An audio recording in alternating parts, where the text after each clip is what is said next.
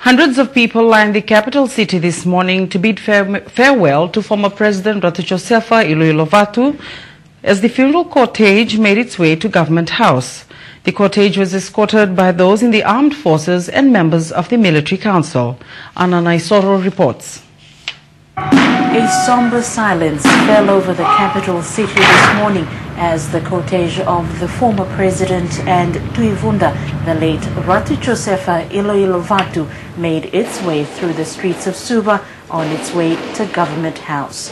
The late Vunda's casket was carried on a gun carriage by the members of the Fiji military forces and the Fiji Navy.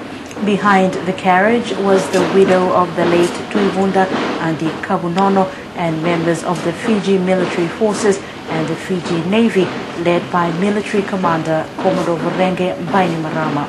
As the funeral procession made its way, students sat in silence as a mark of respect for their former president.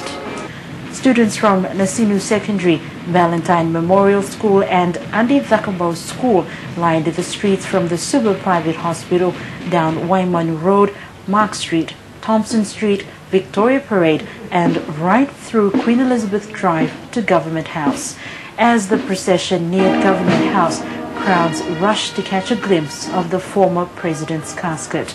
Tomorrow, the cortege led by the Republic of Fiji military forces will escort the body of the late Vuda for a final farewell through the capital before departing for the chiefly village of Visese, where he will lie at his chiefly residence for 2 nights. Anna Nesoro, Fiji One News.